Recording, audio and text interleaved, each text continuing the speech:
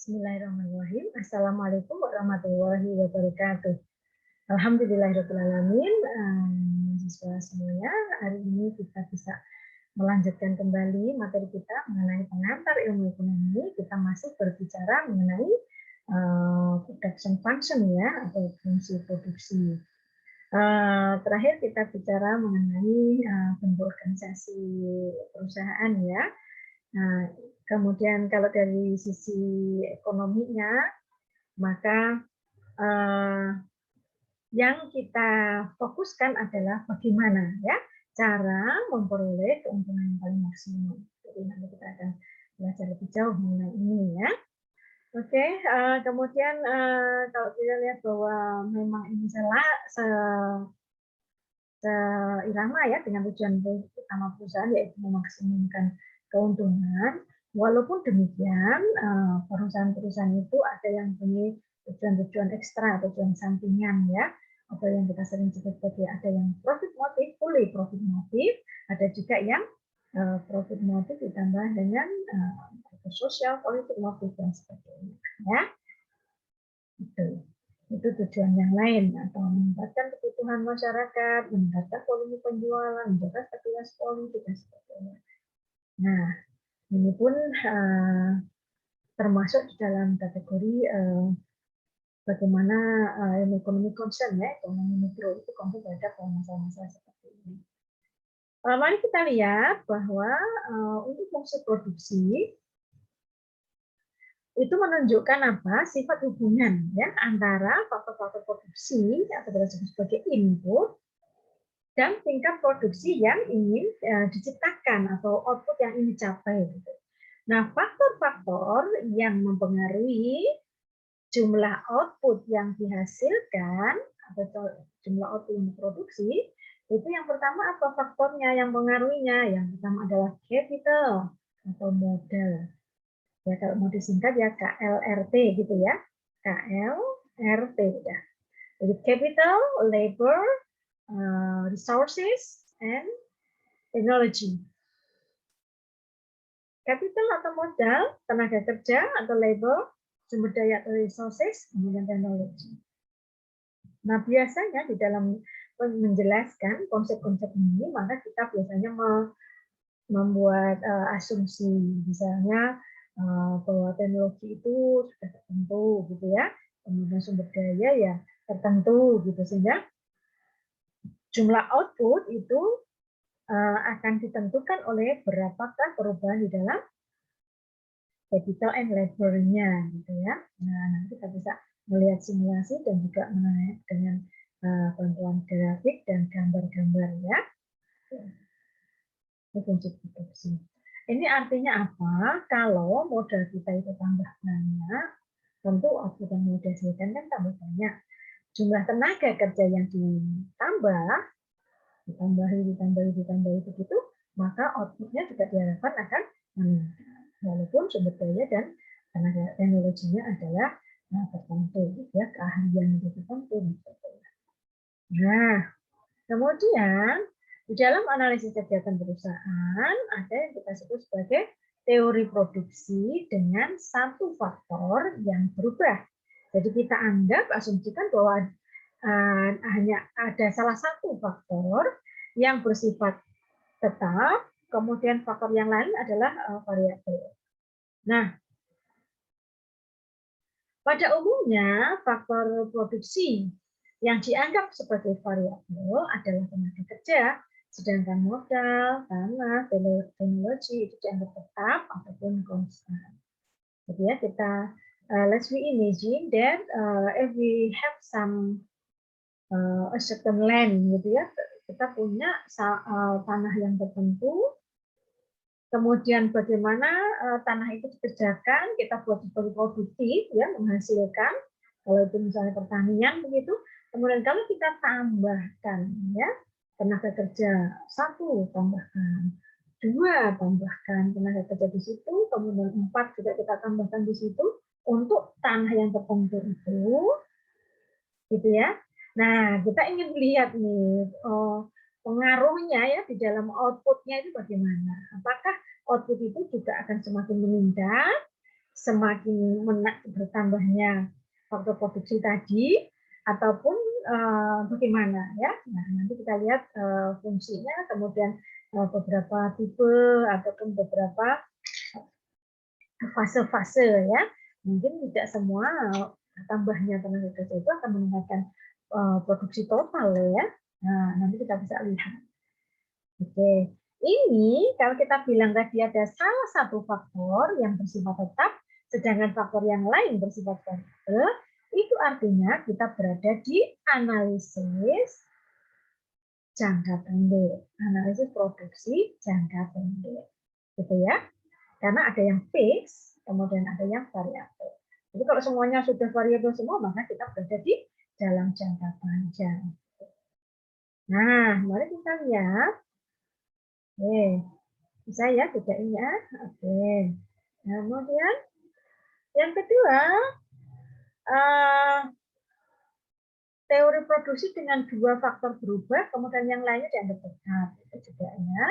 Kemudian analisis jangka panjang, semua faktor produksi itu dianggap berubah. Oke, jadi ya, ada analisis jangka pendek.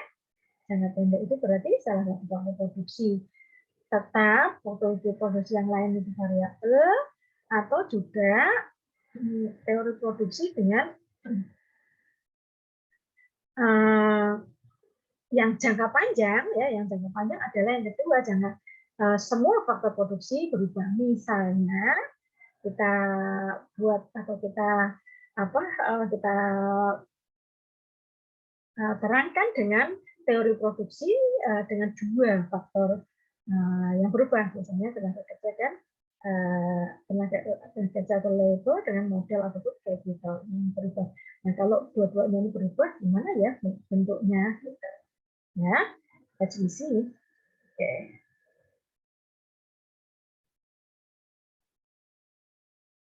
Nah, ada satu hukum yang di dalam ekonomi mikro yang sangat terkenal, yaitu hukum hasil lebih yang semakin berkurang. Mari kita lihat pelan-pelan ya. Apabila faktor produksi yang dapat diubah jumlahnya itu terus-menerus ditambah 1 unit, maka mula-mula produksi total itu akan semakin banyak. Pertambahannya itu akan semakin banyak, tetapi sesudah mencapai tingkat tertentu, produksi tambahannya akan semakin berkurang dan akhirnya mencapai nilai negatif. Jadi, ini penjelasannya bagaimana? Kalau misalnya faktor produksi itu kita ganti menjadi tenaga kerja. Misalnya ada dengan menggunakan tanah yang tertentu, tenaga kerjanya kita tambah 1 tadi. Apakah mula-mula produksi totalnya itu akan semakin banyak pertambahannya? Tetapi begitu kita tambah 1 lagi, 1 orang lagi, tambah 1 orang lagi, tambah 1 orang lagi, sesudah mencapai titik yang tertentu, maka produksi tambahannya itu akan semakin berkurang, dan akhirnya malah mencapai nilai negatif. Oleh karena itu, nanti akan berhubungan dengan bentuk dari kurva produksi total ataupun total product curve ya. Kurva produksi total, gitu ya. Nah, hukumnya itu pada awal-awalnya memang pertambahan tenaga kerja itu tambah 1 lagi, tambah 1 lagi, tambah 1 unit itu dia akan meningkatkan produksi totalnya, tetapi lama-lama pertambahan itu kan semakin menurun dan akhirnya produksi totalnya itu akan mencapai nilai yang berkurang, kemudian pertambahannya itu negatif, gitu ya. Oke, mari kita lihat ya. Kita lihat. Jadi tadi ada istilah adalah tambahan produksi, maka itulah yang kita sebut sebagai produksi marginal atau dalam bahasa Inggrisnya adalah marginal product, gitu ya. Maka biasanya disingkat dengan MP. MP adalah marginal product. Sebagaimana kita kemarin ya beberapa pertemuan kemarin pun kalau kita bicara mengenai marginal, maka rumusnya adalah delta. Ya. Kemarin marginal cost ya, MC sama delta PC. Kalau ini MP adalah delta TP per delta L. TP-nya apa? Total product. L itu apa? Labor. Jadi produksi marginal ataupun marginal product adalah tambahan produksi yang diakibatkan oleh pertambahan satu unit tenaga kerja yang digunakan. Jadi kalau gampangannya kalau kita mau menambah tenaga kerjanya, ditambah satu unit, berapa sih tambahan total produksi yang akan kita hasilkan gitu. Rumusnya bagaimana? MP sama delta TP per delta L. Kalau ada kata-kata delta, kemarin gimana? Which means that ini mesti total produk baru dikurangi total produk mula-mula. Delta L berarti L yang baru dikurangi dengan L mula-mula. Seperti itu. Oke, remember? Oke.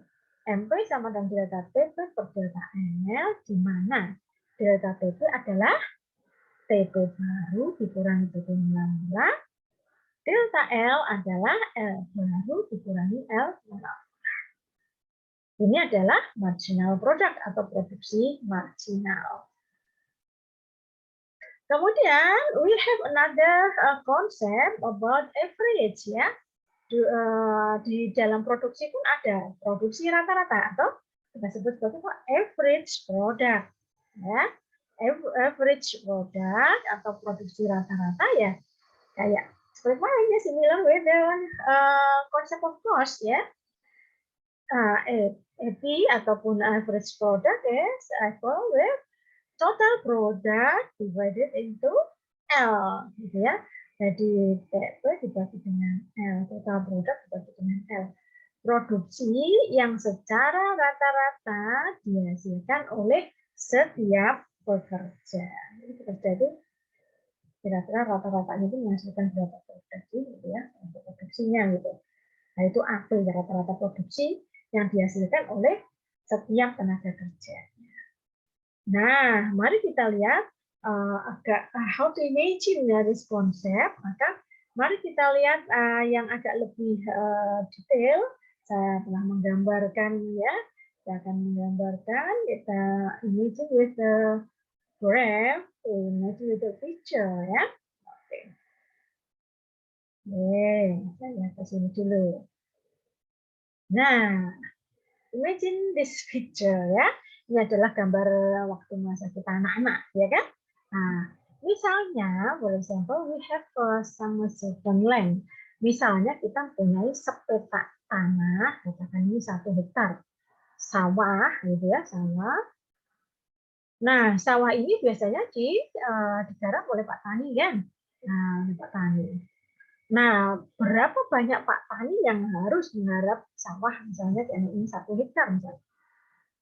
Mula-mula, misalnya ya, ini kita buat ini simulasi imagination saja nih ya. Ya, kalau misalnya kita memperkerjakan 2 orang dan 1 hektar, kira-kira produk nih, padi nih, ini padi ya, yang dihasilkan kira-kira berapa? Ya, tertentu gitu ya. Kemudian imagine that if we add the labor, kita akan menambah labor. Kita mau tambah lagi 1 gitu, 1 tambah lagi sini. Kira-kira dengan 3 orang tadi hasil produksi padi kita tambah enggak? Nambah ya, kayaknya ya. Oke. Kemudian kita tambah lagi nih, tambah lagi. Dengan 4 orang toh, berarti tadi ya. Nah, kira-kira 4 orang ini bisa produksi padinya tambah enggak? Ya, karena kan banyak dibantu ya. Kita ada yang lebih cepat untuk ini tandur-tandurnya, kemudian membersihkan rumputnya dan sebagainya, kemudian perawatannya juga lebih terawat begitu ya, karena ada 4 orang, maka produksi padinya menjadi lebih tinggi. Katakan sampai dengan tambahan 4 orang tadi ya, 4 lagi tambah 4 tambah 3 tambah 4. Ada 6 orang misalnya. For example, ada 6 orang ini. Wah, ini produksi totalnya udah maksimum nih. Nah, kalau begitu, tambahan ditambah lagi labornya, ditambah lagi labornya, tambah lagi labornya setelah tingkat 6 ini, setelah 4 tenaga kerja ini ditambahkan, maka tambahkan lagi. Misalnya kita nambah, wah ayo kita sana menghasilkan banyak loh, tambah 10 orang lagi. Atau katakan tambah 20 orang lagi, masuk semua di sini.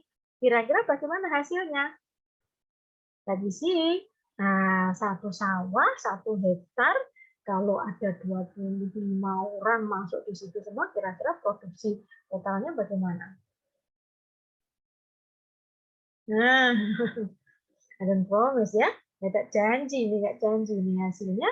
Mungkin dengan begitu banyaknya yang masuk di situ malah jadi bekerja tidak efektif, tidak efisien. Kemudian bisa jadi produksi totalnya juga akan menurun. Maka konsepnya adalah begitu awal-awal ditambah labornya, produksi totalnya juga akan meningkat. Oke, untuk tahap tertentu, tingkat tenaga kerja yang tertentu, katakan 6. Setelah itu kok ditambah lagi. Nah, setelah melewati level yang tertentu, maka tambahan tenaga kerja itu akan menurunkan total produk, pun akan membuat marginal produknya itu menjadi negatif, semakin berkurang.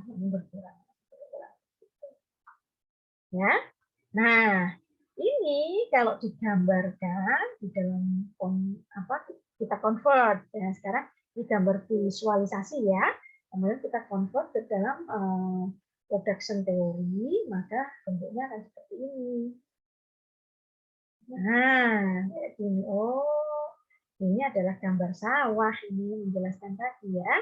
Jadi kalau labor itu ditambah terus, semakin ke sini kan kita asumsikan semakin banyak karena ini 0 ya. Semakin tambah. Mula-mula semakin tambah labor, total produk itu akan naik. Semakin tinggi ya. Pada titik tertentu ini sudah, ini itu adalah apa ya? Titik singgung yang paling luar sebenarnya. Kalau sudah lewat seperti ini, maka ini berlaku hukum tambahan hasil yang semakin berkurang tadi. Ya, tambahan labor itu akan berkurang. Naik, total produknya naik, tapi tambahannya, marginal produknya itu akan turun begitu. Nah, batasnya mulai turunnya ya ini, mulai titik beloknya ini sampai batasan ini ya. Terus ini sudah belokan seperti ini, dia akan turun gitu. Oke ya. Nah, pada saat titik tertentu kita mau tenaga kerjanya tadi sampai 6 katakan ya. 6 itu di sini nih, tenaga kerja 6 itu Pak, talinya 6. 6 itu adalah total produk maksimum ya yang bisa dicapai dalam 1 hektar sawah, for example ya, 1 hektar sawah. Nah, total produknya maksimum itu maksimum, tenaga kerjanya tertentu, itu artinya marginal produknya adalah sampai 0. Jadi sudah tidak ada tambahan produksinya lagi. Tambahan produksinya itu sudah 0. Kalau dipaksakan, kita nambah jumlah tenaga kerja lagi, tenaga kerja ditambah lagi, maka total produknya turun, ya, ingat-ingat ya, total produknya turun, MP-nya negatif. Ini kan negatif nih, nolnya kan di sini. Ini daerah negatifnya di sini. Nah, inilah hubungan antara total produk, marginal produk, dan average produk. Jadi mula-mula total produk itu akan naik tinggi pada mencapai tingkat produksi yang paling maksimum, kemudian dengan tambahan jumlah tenaga kerja lagi, dengan dipaksa untuk tambah lagi, maka L-nya semakin jauh, tapi TP, total produknya akan semakin kurang, gitu ya. Ini dari sisi total produknya. MP-nya, marginal product, dia akan naik mula-mula ya, mula tambahannya kan makin tinggi tadi. Dia akan mencapai maksimum. Kemudian pada saat dia titik belok, nah ini sudah menurun. Menurun, kemudian ada batas lagi di sini. Ini yang titik ketemunya antara MP dengan AP di sini. Kemudian dia akan menurun terus sampai 0 saat TP-nya maksimum. Jadi silahkan diringkas ya, bahwa hubungan antara total produk dengan MP dan AP adalah, ingat-ingat ya, mungkin Anda bisa tulis, bahwa mula-mula bertambahnya tenaga kerja itu akan menambah produksi totalnya, PP-nya akan bertambah. MP juga mengalami kenaikan. Ini kan di sini.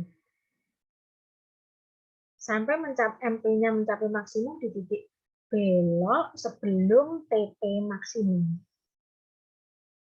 MP itu akan maksimum duluan pada saat titik beloknya TP sebelum TP maksimum. Coba diringkas ya. Oke.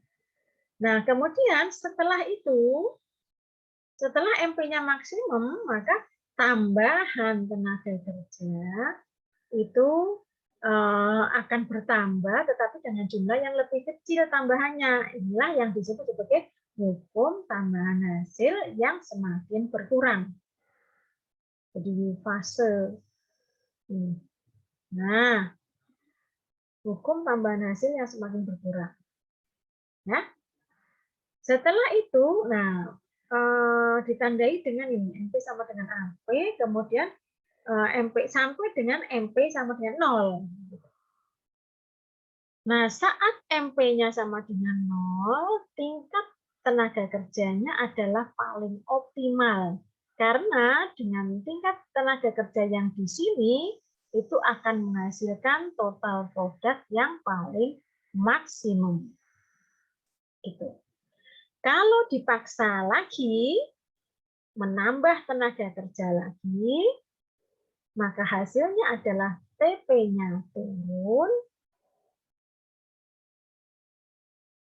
kemudian MP-nya akan menjadi negatif. MP adalah negatif. Nah, itulah hubungan antara TP, MP, dan AP. Average product itu akan naik, kemudian maksimum saat MP-nya ini berada di titik, TP-nya itu berada di titik belok, ya, puncak titik belok. Nah, ini AP maksimum. Setelah itu turun sifatnya AP. Nah, gimana? Kira-kira bisa enggak? Nanti coba diulang dikit ya. Ini sebenarnya ini konsep ya, ini konsep kalau tenaga kerja itu yang berubah-ubah, sedangkan rem atau satunya faktor tadi adalah tetap ya. Nah, contohnya apa tadi?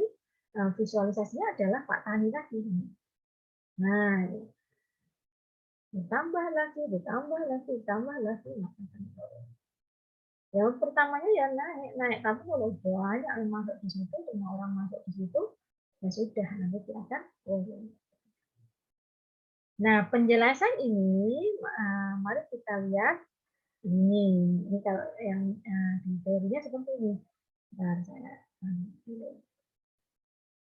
Nah, ada 3 tahap tadi ya. Tahap pertama, nanti mari kita lihat. Tahap 1 menunjukkan tenaga kerja yang masih sedikit, sehingga apabila ditambah, dia akan meningkatkan total produksinya. Produksi rata-rata juga meningkat dan produksi marginalnya juga meningkat. Nah, jadi gimana tadi posisinya? Meningkat semua, meningkat semua, meningkat semua. Oke. Kemudian tahap 2 adalah produksi total itu terus meningkat, TP-nya naik ya, sampai produksinya optimal, sedangkan produksi rata-rata itu menurun. Dan produksi marginal menurun sampai titik 0. Jadi tahap kedua itu adalah saat terjadi penurunan AP dan penurunan MP sama dengan 0. Jadi ini merupakan tahap pertama. Ini tahap pertama, tahap 1, ini tahap 2, selanjutnya tahap 3. Jadi tahap 1 itu berhenti pada saat MP sama dengan AP. Itu tahap 1. Semuanya naik semua ya. Oke. Kemudian yang tahap kedua adalah AP-nya mulai turun, MP-nya turun sampai MP sama dengan 0. Pada saat MP sama dengan 0, maka total produk itu berada di titik maksimum. Jumlah tenaga kerjanya yang dipakai adalah sejumlah ini. Ini yang kita sebut sebagai jumlah tenaga kerja yang optimal dipakai. Maka keputusan perusahaan adalah kalau ditanya berapakah jumlah tenaga kerja yang akan Anda ambil, yang akan dipekerjakan adalah sampai mencapai jumlah tenaga kerja yang optimal. Karena di sini menghasilkan total produk yang paling maksimum, kemudian tambahan produksinya sudah sampai 0. Kalau dipaksakan lagi, ditambah lagi, tak tambahin 10 lagi ya, tak tambah 2 lagi, tak tambah tenaga kerja 2 gitu, maka hasilnya itu lihat akan menurun total produknya.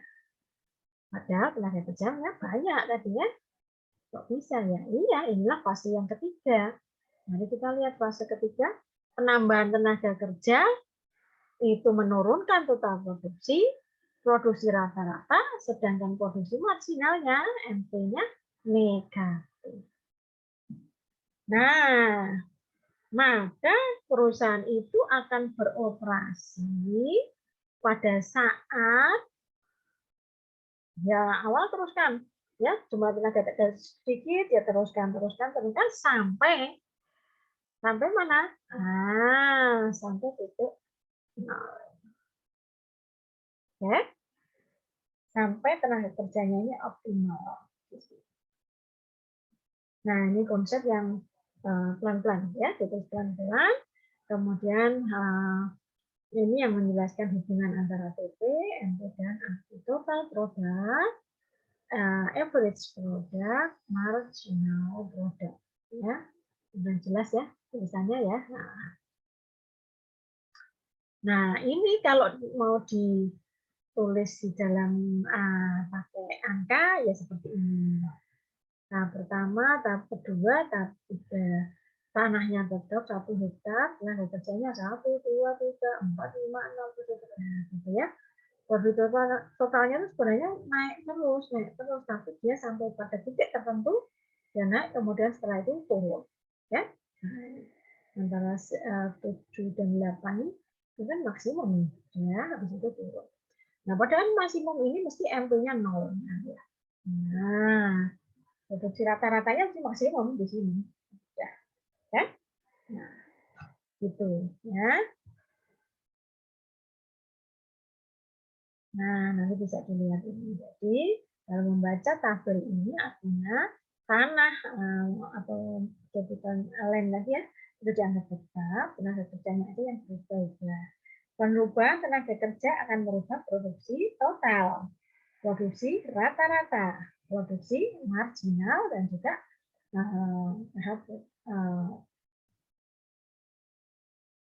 produksi marginalnya ya. Sehingga kita bisa melihat bahwa kita berada di tahap 1, tahap 2, ataupun tahap 3. Kita lihat ya. Oke, lebih gampang ya, tadi kan pakai kayak gini. Sudah, maka inilah kalau mau dikonsepkan hubungan antara produksi total, produksi rata-rata, produksi marginal. Gitu ya. Jadi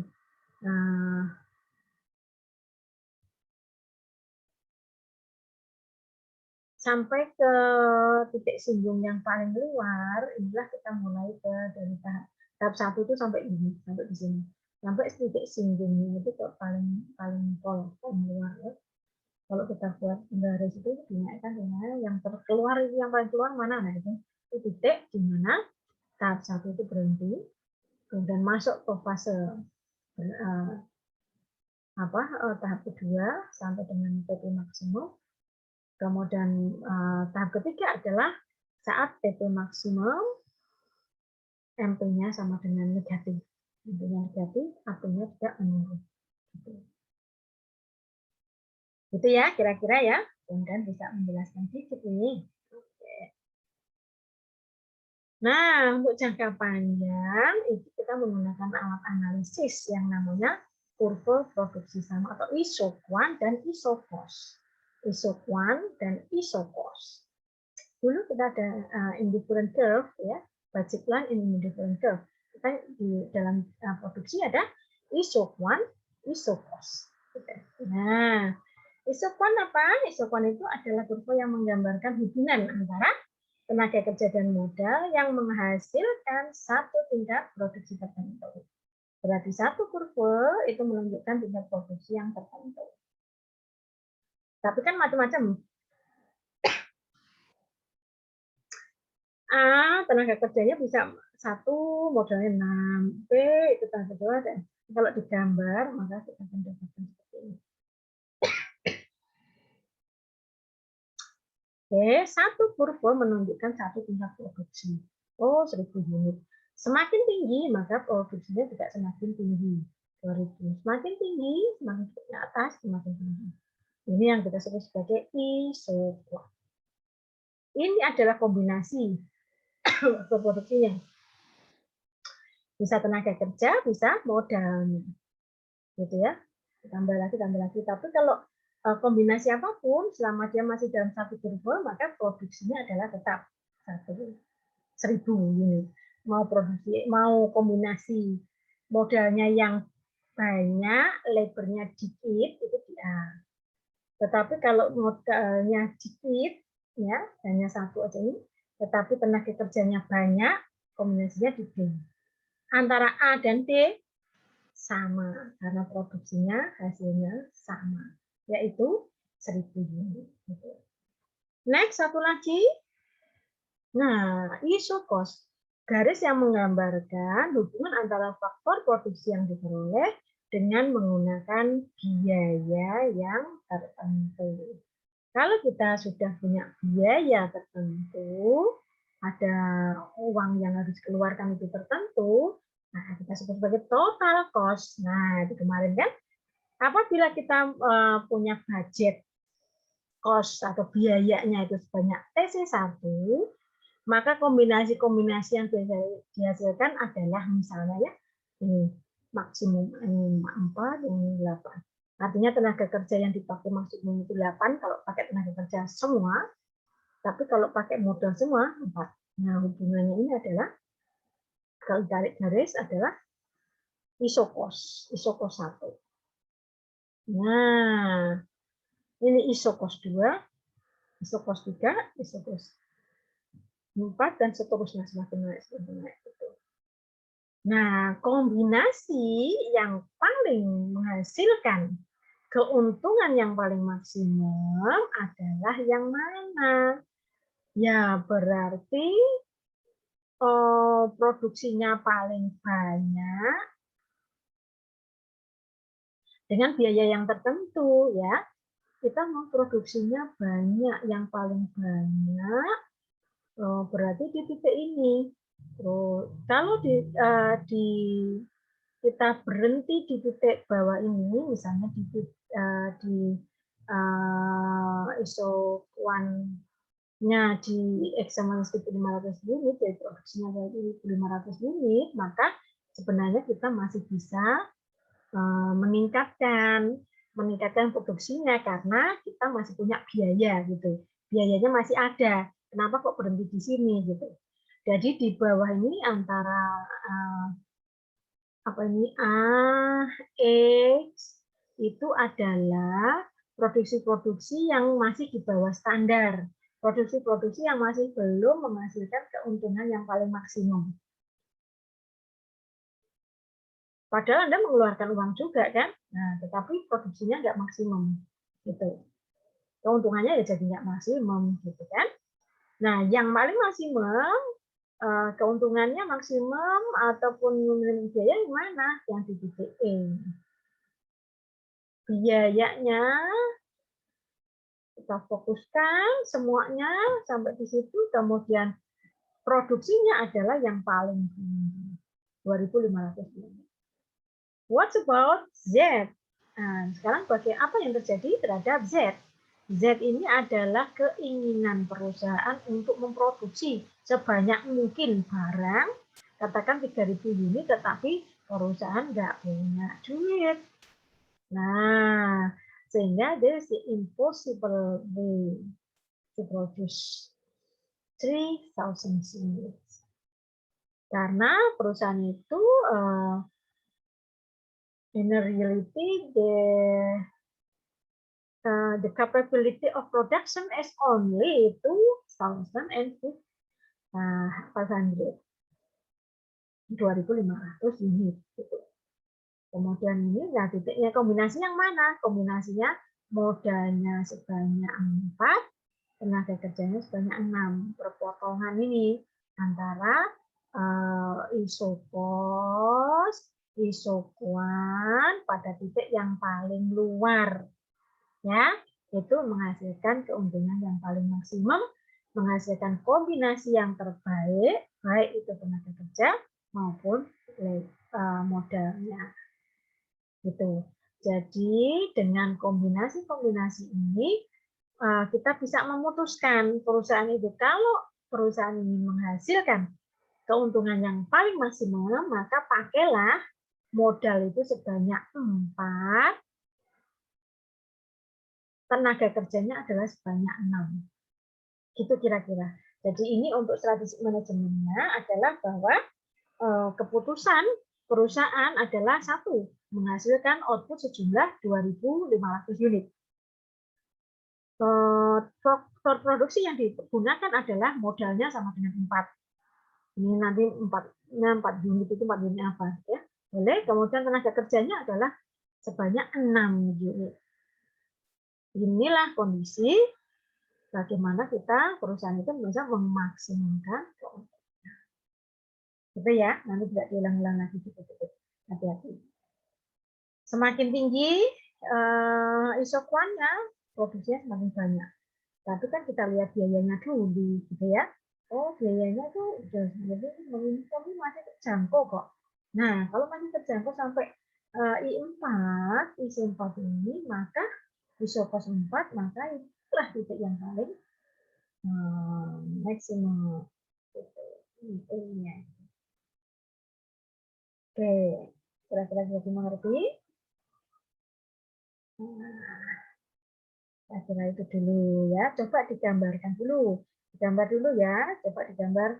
Mari kita buat ini produksi sama isokuan, digambar satu ini A, B, C, D. Itu. Kemudian kalau naik semakin tinggi semakin naik, semakin tinggi semakin naik. Dan ini tidak boleh berpotongan di sini ya.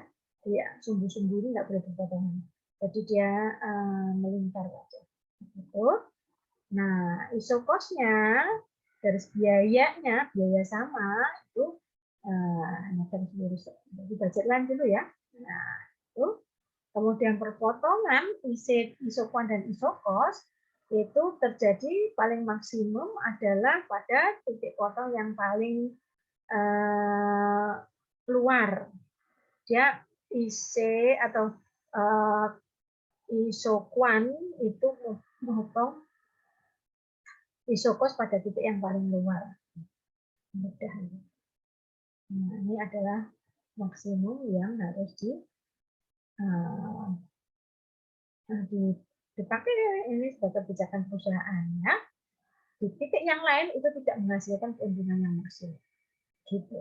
Hanya di titik ini keuntungan kita masih yaitu berapa?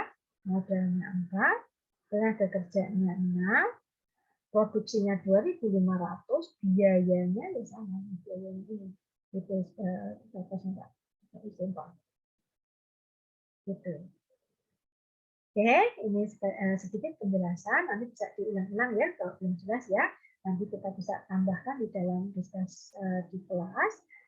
Silahkan disiapkan dulu pertanyaan-pertanyaannya, kemudian Anda coba dulu membuatnya ya, membuat lagi mulai dari isokos, isokuan, kemudian tadi yang gambar-gambar tadi. Nah, total produksi, kemudian produksi rata-rata, produksi marginal, silahkan didalami dan di highlight ya. Nah, ini coba dibuat seperti ini dulu, kemudian diterangkan mana tahap 1, mana tahap 2, mana tahap 3, dan seterusnya. Gitu ya. I think enough for today. Saya kira cukup untuk hari ini. Kita akan lanjutkan lagi untuk materi selanjutnya di minggu mendatang. Terima kasih atas perhatiannya. Terima kasih atas atensinya. Kemudian selamat belajar, selamat beraktivitas kembali ya. Assalamualaikum warahmatullahi wabarakatuh.